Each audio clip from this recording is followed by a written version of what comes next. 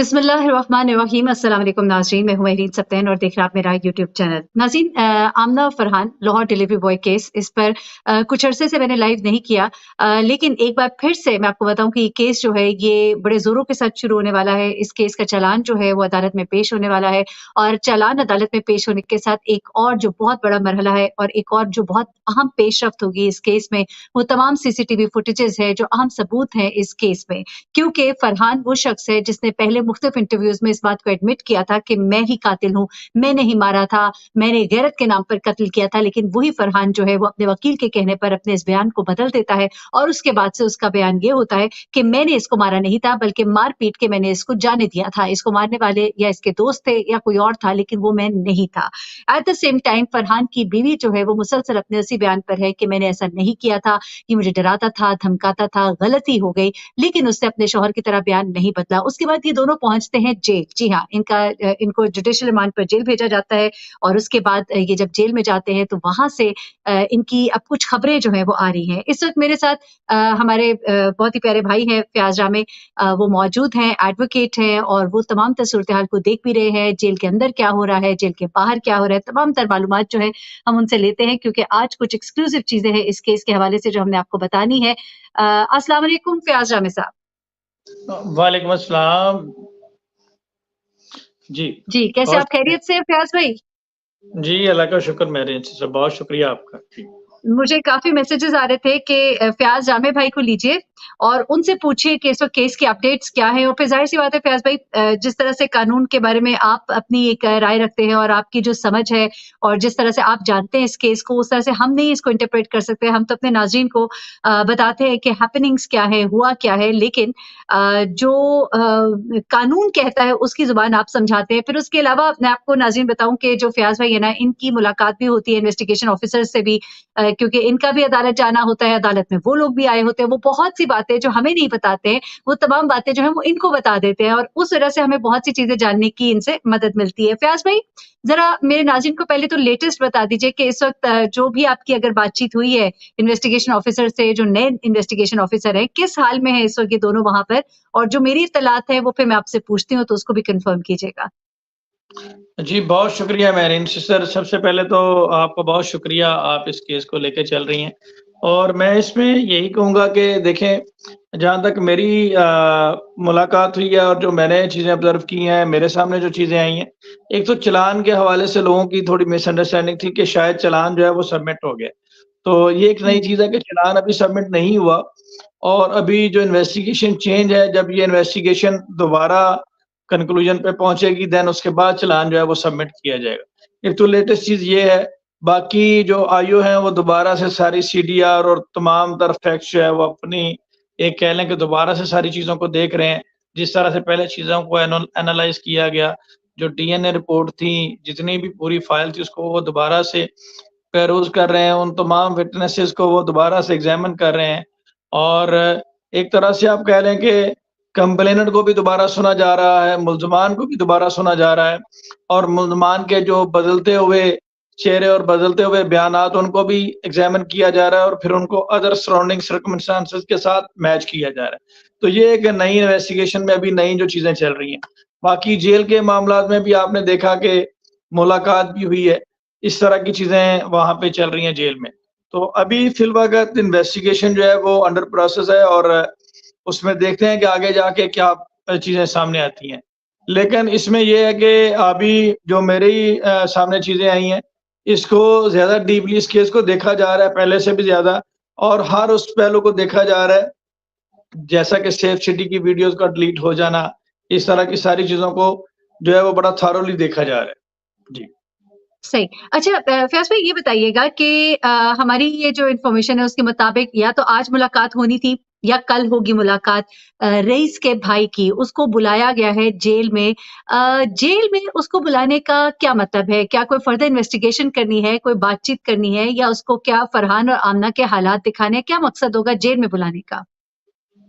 नहीं, उसमें हो सकता है उन्होंने कि किसी और शख्स को नॉमिनेट किया हो और वहाँ पे एक आइडेंटिफिकेशन परेड का एक मामला होता है कि जिसमें बहुत सारे मुल्ज़मान को इकट्ठा खड़ा किया जाता है और फिर देन उनको कंप्लेनेंट के सामने से गुज़ारा जाता है क्योंकि रईस का भाई उसमें कंप्लेनेंट है, तो वो हो सकता है उनको वहाँ से गुज़ारा जाए और इस तरह का एक मामला किया जाए, ताकि क्योंकि जेल के हालात से रईस के भाई को कोई लेना-देना नहीं है और ना ही वो किसी किस्म का कोई ऑफ़िशियल उसका लेना-देना है कि उसको जेल के हालात दिखाए जाएँ। तो वहाँ पे डेफ़िनेटली ये चीज़ के लिए बुलाया जा सकता है, कोई आइडेंटिफ़िकेशन परेड के हवाले से अगर कोई नया मुल्ज़िम सामने आता है, तो वो इस हवाले से कि ये वही मुल्ज़िम है, उसकी शनाख्त के लिए उनको बुलाया जा सकता है जेल में। एक तो ये चीज़ हो सकती है और इस तरह की किसी चीज़ के लिए उनको बुलाया जा सकता है जेल में जो उनको बुलाया गया। बाकी जो अच्छा, उनका अगर अब जी, जी। जी, जी, जी, जी। बाकी अगर उनका जो बयान लिखना है वो तो आईओ ने लिखना है, वो बयान उनका जो है वो उनकी जेल में जाए बगैर भी लिखा जा सकता है। और जेल में अगर बुलाया गया तो उसकी स्पेसिफिक रीज़न यही हो सकती है, या तो वहाँ पे कोई और मुल्ज़िम जो है वो अरेस्ट किया गया है, उसको शनाख्त परेड होगी, वहाँ पे जज साहब भी होंगे, आइडेंटिफिकेशन परेड होगी। इस हवाले से उनको बुलाया जा सकता है क्योंकि वो इसी तरह के मामलात में ऐसी चीज़ होती है। जी। अच्छा।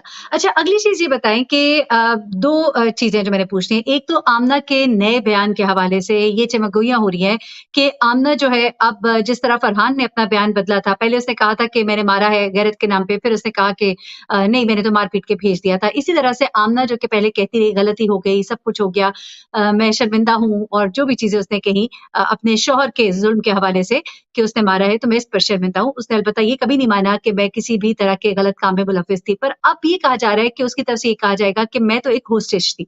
क्योंकि होस्टेज होने में उसको एक एज मिल सकता है क्योंकि अगर सीसीटीवी कैमरा की फुटेजेस जैसा कि लास्ट इन्वेस्टिगेशन ऑफिसर थे उन्होंने कहा था कि रिकवर हो गई हैं। तो अगर वो रिकवर हो गई हैं, वो मिल गई हैं, तो उसमें वो देखी जा सकती है, गाड़ी में बैठी हुई है, ये हमें इत्तला थी। तो इस बहाने बचने के लिए कि मैं एक होस्टेज थी, मुझे मेरे शौहर ने डराया हुआ था, मुझे साथ बैठने को कहा, मुझे बैठना पड़ा, मैं घर में थी, मैं चीखें सुन रही थी, मैं जवाब नहीं दे सकती थी और उसके बाद ये भी कि बाद में उसने क्यों नहीं इन्फॉर्म किया तो उसके लिए भी वो ये कह सकती है कि मैं चूँकि अभी तक उसी के अंडर थी, मुझे तलाक का एक धमकाया गया था, मेरे बच्चों का मुझे था डर खौफ जो भी था। तो क्या ये बातें उसको कोई फ़ायदा दे सकती हैं? क्या इस तरह की प्लानिंग हो सकती है? क्योंकि फरहान तो फिर भी फँसता हुआ नज़र आता है, तो आमना को बचाने की कोशिशें हैं। एक मुलाकात हुई है जेल के अंदर, ये भी बताया जा रहा है, लंबी मुलाकात दोनों मियाँ-बीवी की जो मुलाकात के दिन होते हैं उनमें हुई है। तो उस मुलाकात में कुछ डिसीजंस भी किए गए हैं, कुछ रिश्तेदारों की भी अमलदारी बीच में। तो ये इस पूरी चीज़ को ज़रा हमें समझा दीजिएगा। जी, बिल्कुल, बहुत शुक्रिया आपका। सबसे पहले तो मैं आपको बताऊँ मुलाकात आम तौर पर तो जहाँ पे हस्बैंड एंड वाइफ का रिलेशनशिप होता है, वहाँ पे मुलाकात पॉसिबल होती है और हुँ, इस हवाले से जेल रूल्स भी मौजूद हैं। जब प्रेज़िडेंट ज़रदारी साहब जेल में थे, तो उस वक़्त प्राइम मिनिस्टर जो बेनज़ीर हैं, इनकी भी मुलाकात उनसे होती रही। हालाँकि वो उस मुकदमे में एक्यूज़ नहीं थी, लेकिन हस्बैंड वाइफ का रिलेशनशिप था।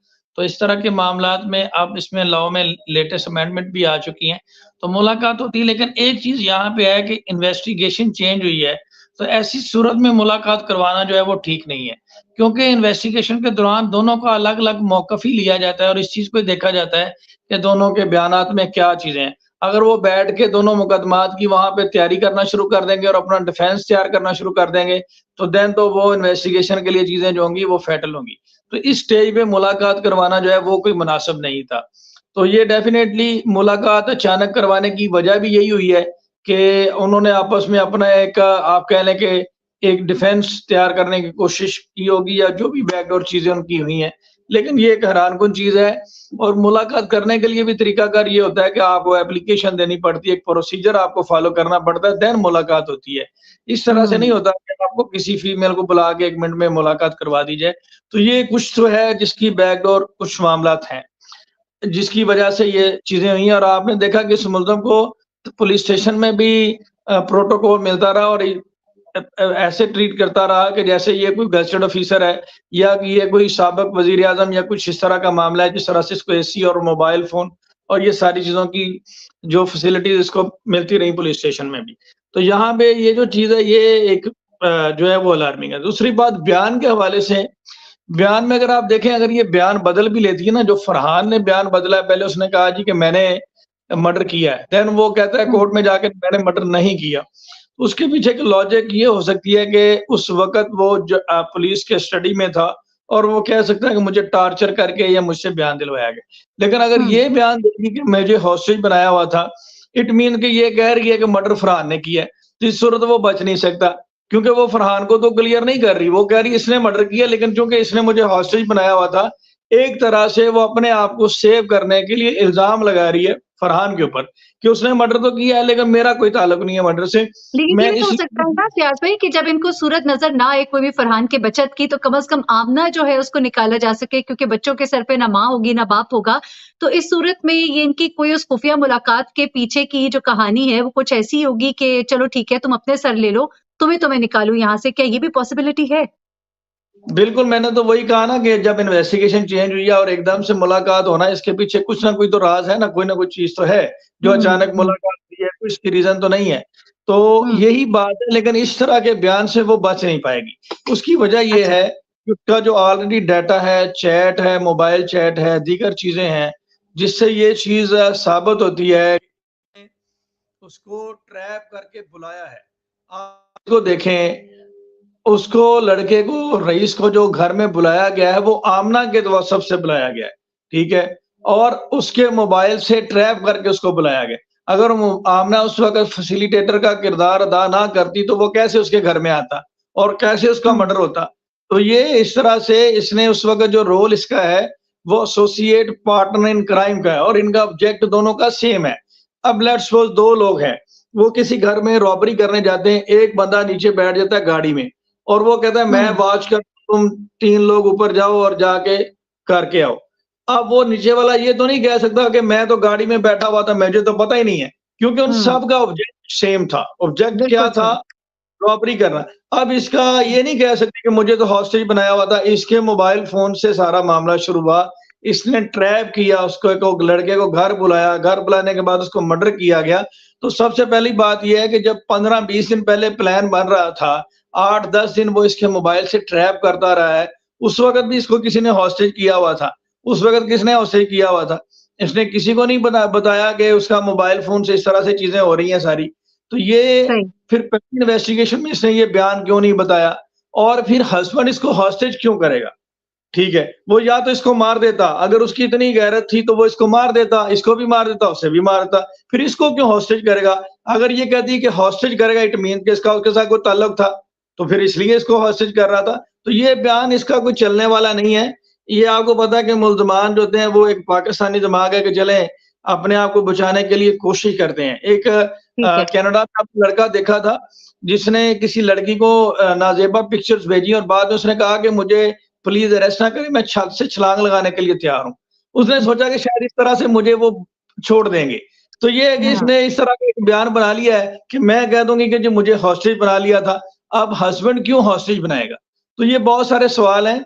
वहाँ पे जाके वकीलों के सवालात के जवाब देना बहुत मुश्किल है और फिर जो क्रॉस बाकी चीज़ें मैं क्वेश्चनिंग होगी तो फिर बड़ा कुछ सामने आ जाएगा, बिल्कुल ठीक कह रहे हो और अभी तो देखिए मकसद ये है कि जो फॉरेंसिक होना है उसकी रिपोर्ट्स ठीक आएँ। हमारे यहाँ तो मामलात कुछ ऐसे भी हैं कि चीज़ कुछ होती है, निकलती कुछ और बड़े-बड़े केसेज़ हमने रिपोर्ट किए हुए हैं जिनके अंदर बड़े-बड़े मुजरिम जो हैं वो उससे बच जाते हैं इसलिए कि फॉरेंसिक रिपोर्ट में ऑल क्लियर आ जाता है। अच्छा आखिरी सवाल फ़ियाज़ भाई, आखिरी सवाल ये है कि आपकी मालूमात क्या हैं कि जो मुलाकात हुई है आमना के साथ जेल के अंदर उसके कुछ रिश्तेदारों से और फरहान की, हमारी इत्तलात कुछ ऐसी हैं कि कुछ खानदान वाले फरहान के ऊपर दबाव डाल रहे हैं कि आमना को तलाक दे दी जाए और उसे बहुत बुरा-भला भी कहा जा रहा है, ये जो कुछ उसने किया और बीवी के पीछे सब कुछ किया और आमना के साथ उसके घरवालों का भी रवैया अच्छा नहीं है, जो उससे मुलाकात के लिए भी आए हैं। कुछ इस तरह की भी मालूमात हैं आपकी जेल के अंदर से? जी, बिल्कुल है, इसमें ये सारी चीज़ें हैं। लेकिन ये देखें ये तो मिला-जुला है, कुछ लोग ये कह रहे हैं, कुछ लोग ये कह रहे हैं कि इसको सेव कर लें और हुँ, एक शख्स जो है वो अपने ऊपर कोई जुर्म ले ले। तो हुँ, ये इत्तलात आपकी बिल्कुल ठीक है, इस तरह की बातें तो दोनों तरफ से हैं, कि एक तरफ ये अच्छा, कहा जा रहा है कि इसको निकाल दें या इसको डाइवोर्स दे दें, दूसरी तरफ ये भी कहा जा रहा है, जो उसके सपोर्टर हैं या उसकी जो फैमिली है, वो ये कहते हैं कि चलो ये बच्चों को लुक आफ्टर करेगी, अब बच्चों का क्या बनेगा? तो ये सारी चीज़ें इस तरह की बातें तो चल रही हैं, लेकिन इनका मेन ऑब्जेक्ट जो इस वक़्त मुलाकात का है, वो यही था कि किसी तरीके से अब इनका जो लेटेस्ट प्लानिंग है वो यही है कि एक मर्डर तो किया तो एक शख्स जो है वो किसी तरीके से उसको बचा लिया जाए। सही, आमना जो है वो बचा लिया जाए और यहाँ पे अगर एक चीज़ देखी जाए, सबसे बड़ी जो क्रिमिनल है या बोन ऑफ कंटेंशन है वो ये खातून है। जो आप कह लें कि जुर्म की जड़ है या जुर्म की माँ है जिसकी वज़ह से ये सारा मामला हुआ है। वो उसको बचा लिया जाए, अब ये कोशिश की जा रही है और उसको जो है वो कर मेरी नज़र में तो ये ख़ातून उससे बड़ी मुजरिम है, क्योंकि इसने शादीशुदा होते हुए एक लड़के के साथ गैर मुनासिब ताल्लुकात बनाए और उसके बाद उसको कत्ल करवाया।